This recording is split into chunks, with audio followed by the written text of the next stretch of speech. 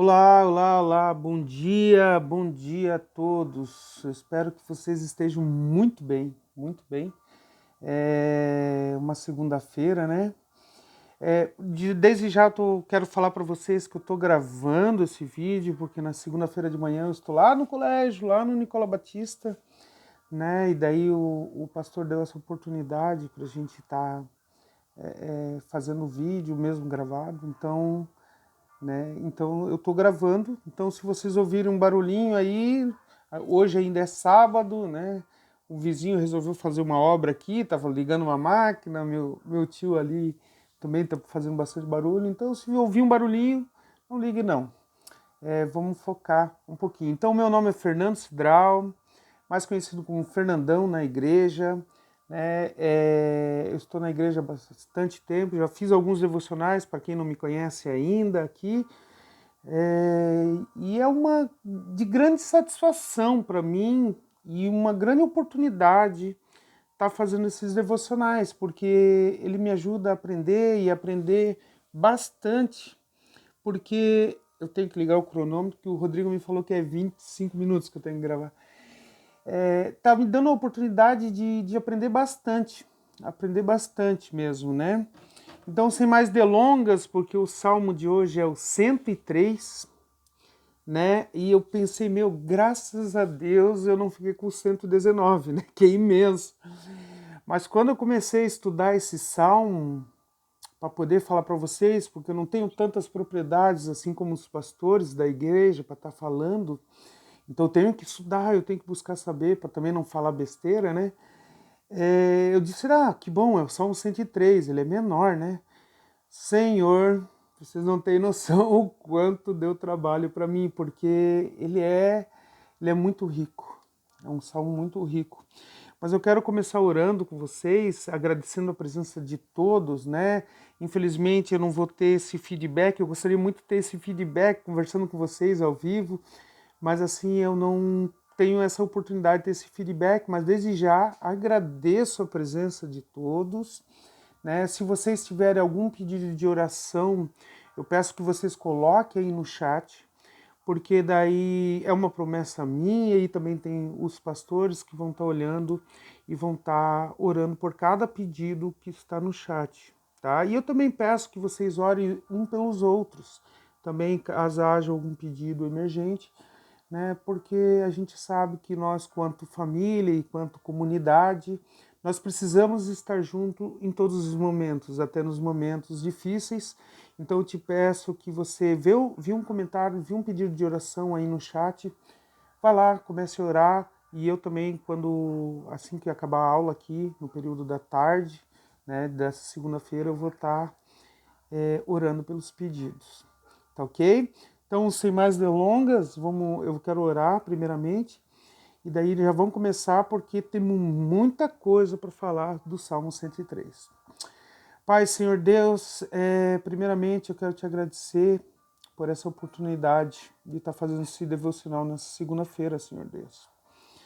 Te peço que o Senhor me dê entendimento, discernimento e que as palavras que eu use nesse devocional, Senhor Deus, não sejam minhas, sejam tuas. Eu me preparei para falar desse devocional, Senhor Deus, mas no meio, que se precisar alguma coisa a mais acrescentar, Senhor Deus, venha com o teu Espírito Santo, me encha para que eu possa estar passando para as pessoas aquilo que o Senhor quer, Senhor Deus. Eu te peço tudo isso em nome de Jesus. Amém.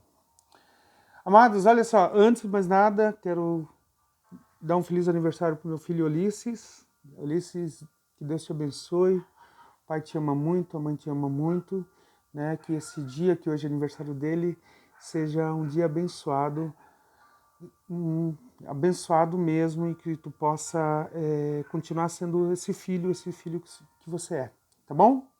Valeu, gente. Então vamos lá. Salmos. Lá no dia 24, o pastor André falou do Salmo 1, né? Falou, e depois ele falou do Salmo 19, 23 e 37. E no sábado você leu o Salmo 90 e no domingo, né, você leu o Salmo 100. ok? Eu acho muito interessante você ler todos os salmos, né? E principalmente a gente tem esse cronograma do devocional, né? Para ter um panorama, como o pastor falou lá no dia 24, né? Mas assim, é ideal você estar lendo todos os salmos, tentando entender, coisa e tal. Eu, pelo menos, tento fazer isso, né? Então, por exemplo, assim, antes de fazer esse devocional, eu li todos os salmos ali para ver qual é a estrutura dele. E como o pastor falou lá no dia 24, o salmo é um conjunto de livros, certo? Um conjunto de livros. Então, ele não é apenas um livro, né? Ele é um livro, são livros dentro de livros. E cada salmo ele vai retratar algum posicionamento, né? E alguma situação assim que o povo precisava, certo? O Salmo 103 específico é um dos mais buscados, né? Pelos estudiosos bíblicos, porque o Salmo 103, gente, é como se fosse os salmos dentro dos salmos. Né? Eu sei que ficou meio um pleonasmo nisso, né? Mas assim, é um salmo dentro dos salmos. Ali ele tem toda a estrutura dos salmos inteiro. Primeiramente, não é segredo que o livro de Salmos, esse Salmos é um dos mais procurados, assim como o 91, o 103, o 121, o 119, o Salmo 23, né? Ou seja, para a gente ficar por dentro do Salmo 103 em especial, é muito importante a gente ler toda a Bíblia, óbvio, e tentar entender, né? Porque, como eu falei, é um dos salmos mais procurados dentre os cristãos e os estudiosos da Bíblia. Para que você tenha o máximo de contato, eu vou tentar seguir o salmo na íntegra aqui, né? Espero que dê tempo, né? Porque o relógio passa muito rápido quando a gente está gravando, tá? Mas eu vou falar já de início a origem do salmo, tá? A origem do salmo, né, é de comum entre muitos estudiosos que ele é um salmo davídico, certo? Ou seja, ele é intitulado como um salmo de Davi, né? A gente está lá, Salmo 103, davídico. E primeiramente não sabemos as circunstâncias em que foi escrito. A gente também... Davi ele era um homem que conhecia a graça e a libertação de Deus por muitas vezes. Ele passou por muitas situações. Se você tentar seguir o Salmo na sequência, o 102 e depois ir para o 103, você vai ver que no 102 ele fala que ele não é merecedor, ele fala um monte de coisa ali. E o 103 ele vai tentar agradecer por tudo aquilo que ele tem.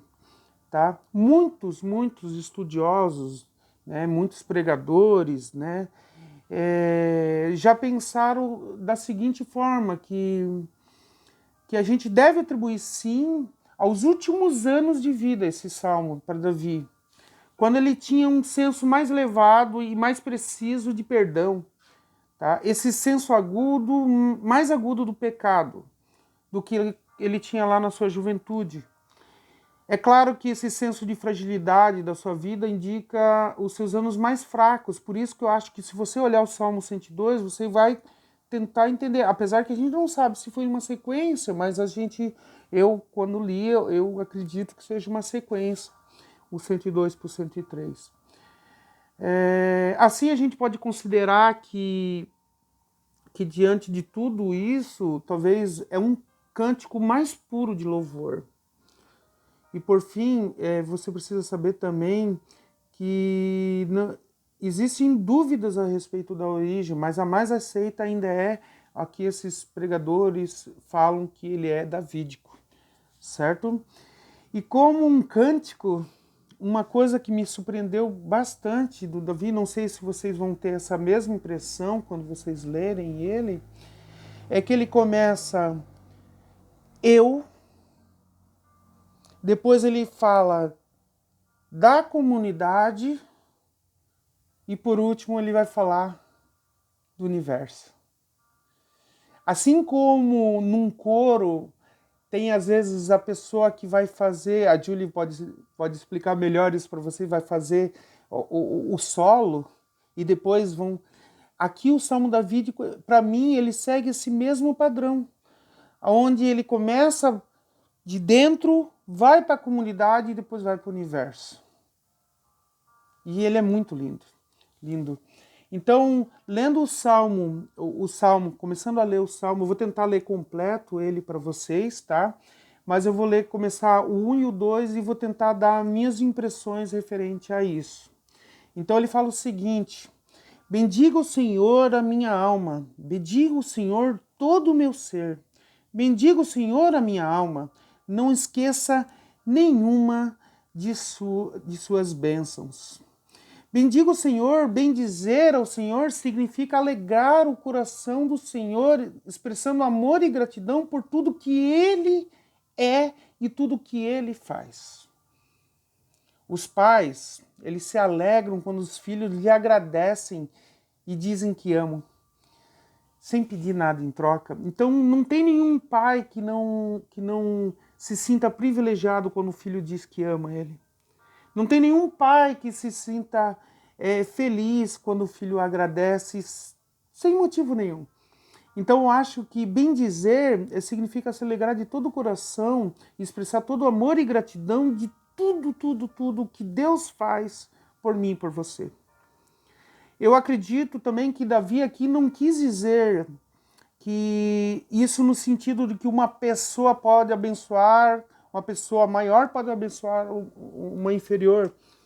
Assim, Deus, que é maior do que o homem, e o homem nunca poderia dar bênção a Deus. Mas sim, nós estamos expressando o nosso amor e gratidão por tudo que Ele faz pela gente. Tá? Daí, na sequência, ele fala, a minha alma. A verdadeira adoração era algo algo profundamente interior da alma. Ou seja, Davi, eu acredito que viu que não se tratava apenas de uma forma ou expressão, mas também algo real da alma. Né? É do ser, é de dentro. Bendiga o Senhor, ele continua ali, bendiga o Senhor a minha alma e todo o meu ser. A adoração deveria ser mais do que superficial. Desse modo, ele queria tudo, como é que eu posso dizer? Ele queria tudo dentro de si para louvar a Deus. Ele tenta tirar de tudo dentro de si. Então, por isso que ele fala de todo o meu ser. Ele continua dizendo assim, bendito o Senhor a minha alma, não esqueça nenhuma das suas bênçãos. Primeiramente, na realidade em que esse trecho foi escrito, podemos dizer que Davi seguiu um padrão da poesia hebraica. Né? Se você olhar, tem 22 versículos, assim como o alfabeto hebraico. E a repetição na poesia hebraica, né? Os pastores na nossa igreja podem explicar muito melhor do que eu, ele é muito... é para dar mais ênfase, entende? Para dar mais ênfase. É mais ou menos como nós aqui, nós dizemos que isso é quase que um pleonasmo, né? Você repetir alguma coisa, né? Ou ser redundante demais, é a mesma coisa que subir para cima. Mas na poesia hebraica isso é muito importante, por isso que ele repete de várias vezes, bendito o Senhor a minha alma, bendito o Senhor minha alma. Então, quando ele repete, é como ele está tentando dar ênfase naquilo que ele quer falar.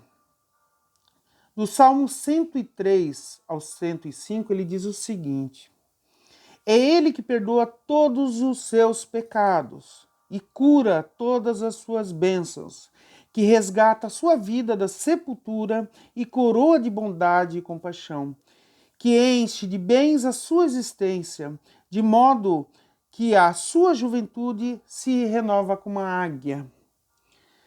Amados, esse trecho eu tive que parar, buscar, estudar, porque realmente tem muita coisa aqui. Mas assim, o iniciozinho, no 103, ele diz assim,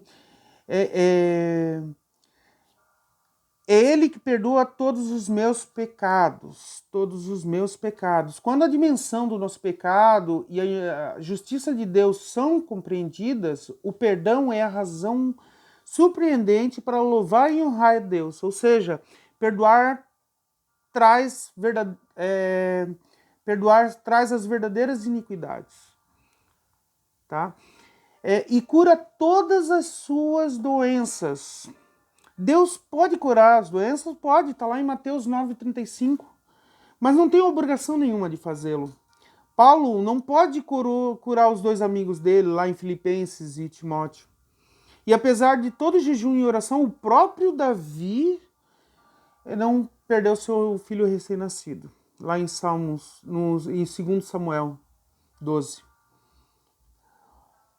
O corpo do Cristo, o corpo do cristão, ele só será completamente liberto das fraquezas e doenças ao ser redimido e glorificado apenas quando Jesus voltar. Na Bíblia, as doenças, às vezes, elas retratam o pecado. E a cura, um retrato da salvação. Isso a gente vai ver lá em Isaías, vai ver nos próprios Salmos 147. Depois vai ver em Lucas, vai ver em Pedro, 1 Pedro. É Deus, é somente Deus que traz a cura para nós nessa vida, por meios naturais e milagrosos. Forte isso, né? Eu acho muito forte isso. Continuando, que resgata a sua vida da sepultura. Muitos conhecem a poderosa bênção do resgate de Deus, da destruição certa. A sepultura aqui não seria unicamente a morte, mas sim a morte espiritual, a morte da alma. Dessa forma, Deus, ele evita muitas desgraças. Você sabendo ou não, né? Continuando, a coroa de bondade e compaixão, como diz aqui. Nesse trecho, eu acredito que é frisado que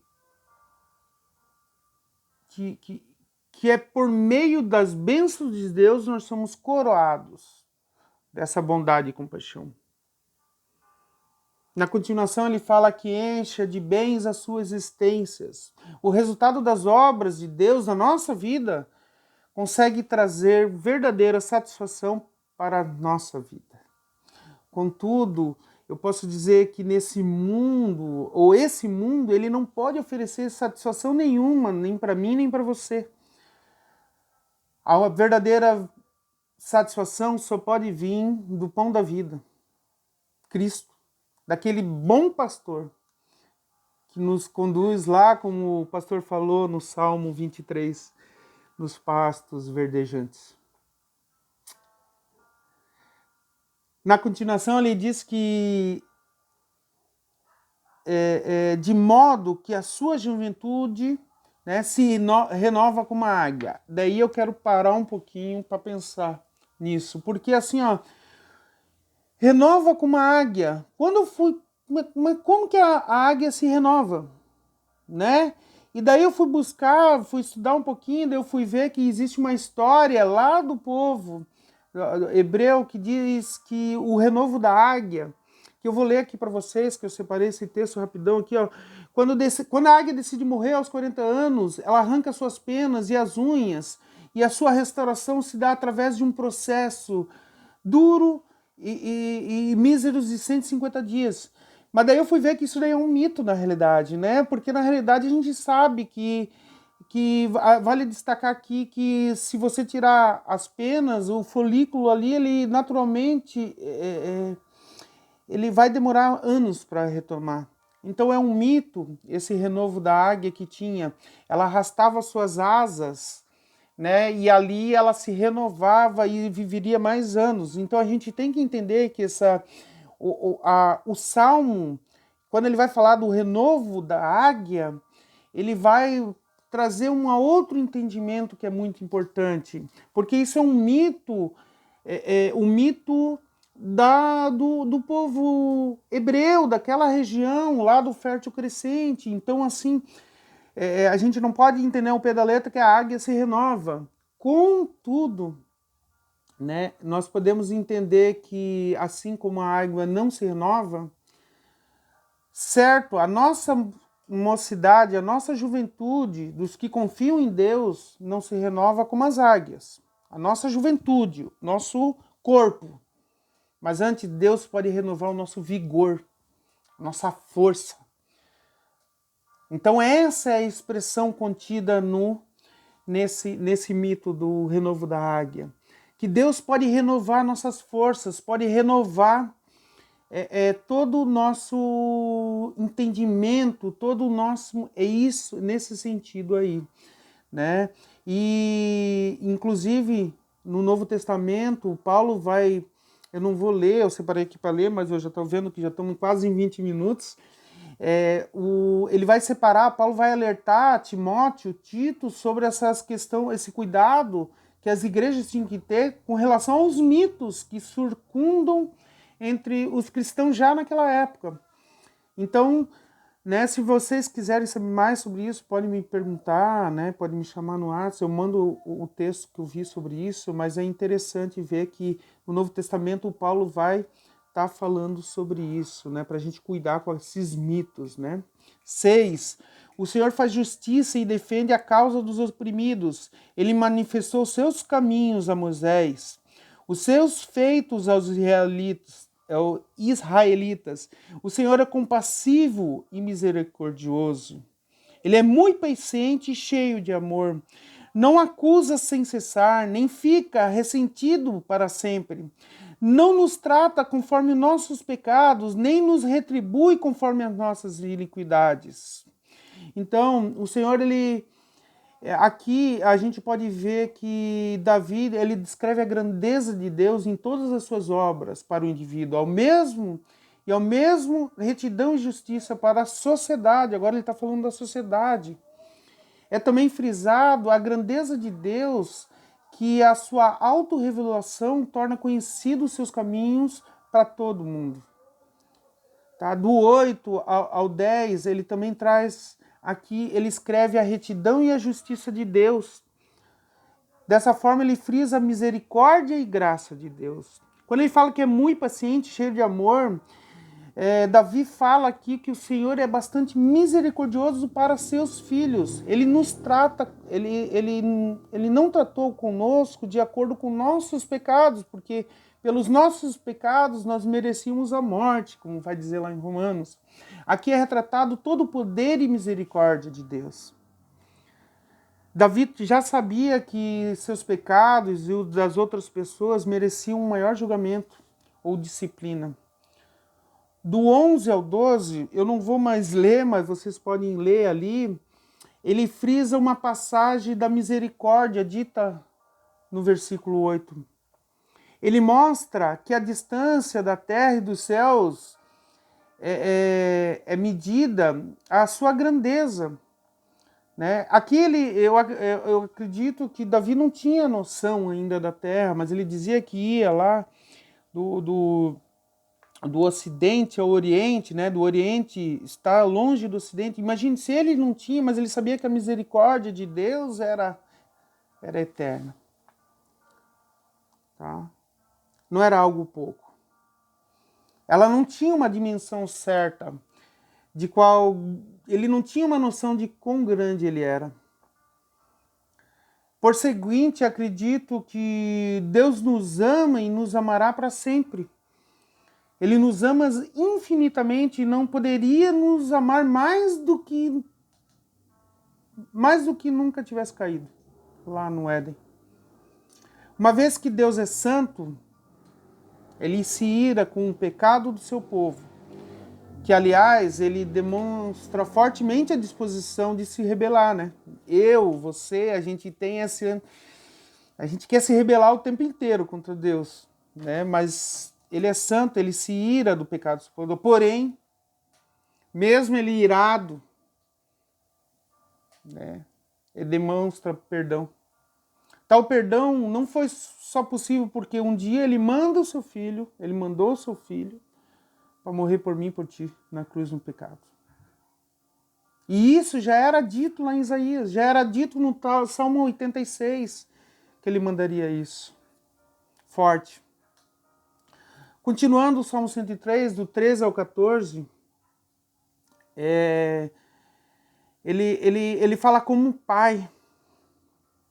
Aqui, Davi prossegue descrevendo uma abundante misericórdia e bondade de Deus, assim trazendo a realidade como um pai cuida e até se compadece de seus filhos, o Senhor também se compadece por mim e por ti. Pois ele sabe que como somos formados, como ele vai dizer depois. Davi confirma que quando Deus tem conhecimento e compreensão do nosso corpo, como ele tem, ele sabe como nós somos formados, foi ele que nos formou no ventre da nossa mãe, ele compreende toda a nossa fraqueza e sempre está nos ajudando. A raça humana é digna de salvação. Como vai dizer depois, a gente é relva que cresce e logo murcha.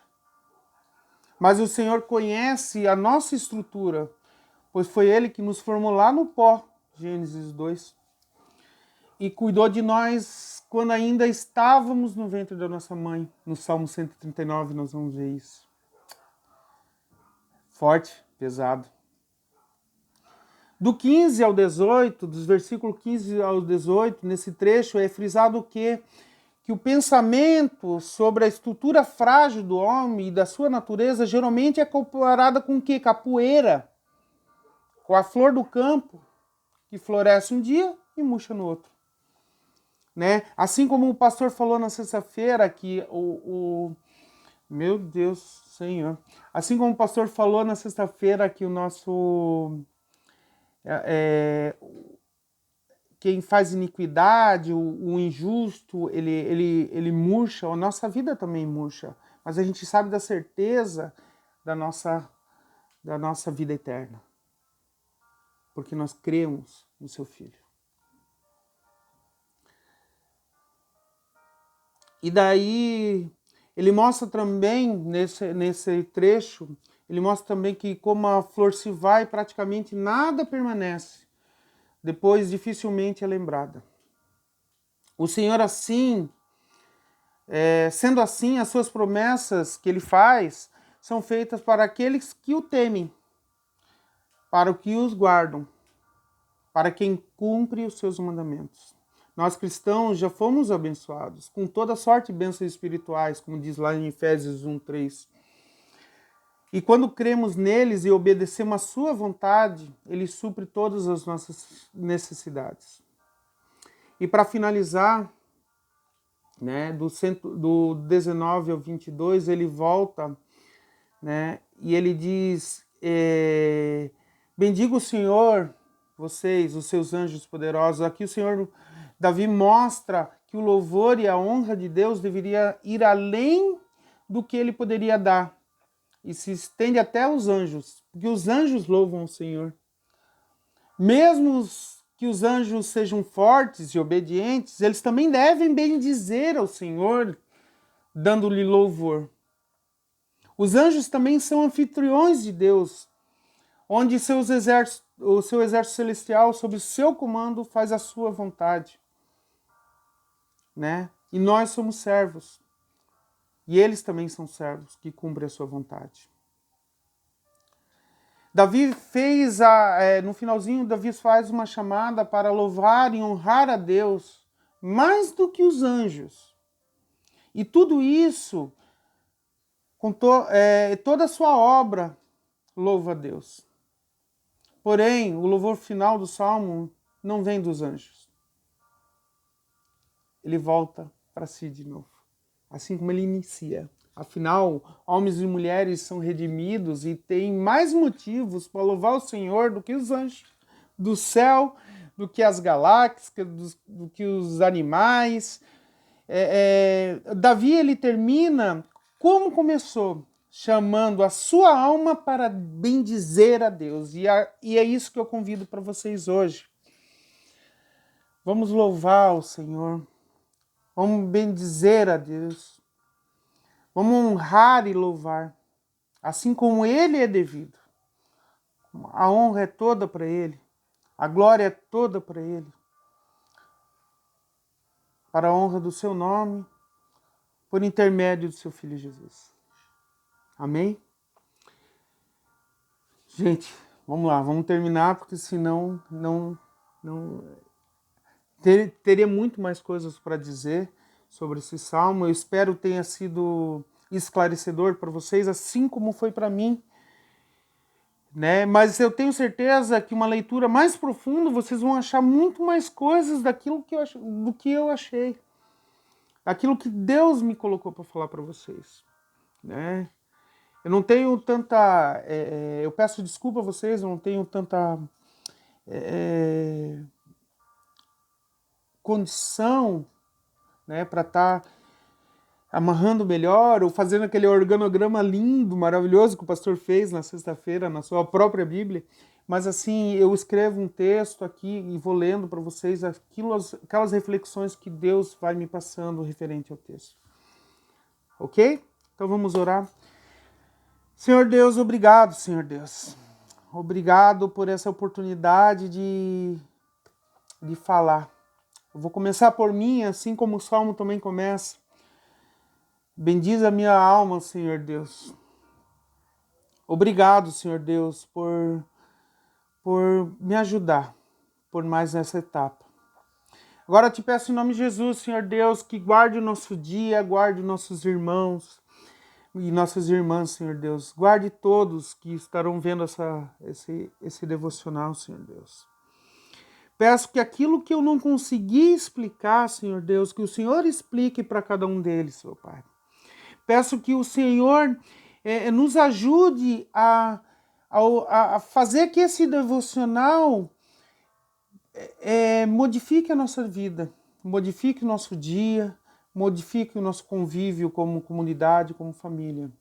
Te peço em nome de Jesus que qualquer pedido de oração que tenha no chat, Senhor Deus, que o Senhor possa realmente curar, o Senhor possa trazer renovo, não como uma águia, porque a águia não se renova, como a gente viu, mas um renovo de poder, de graça que só pode que vem de você, Senhor Deus. Obrigado, Senhor Deus, por fazer parte da nossa vida e encha cada casa com o Teu Espírito Santo, Senhor Deus. Em nome de Jesus. Amém.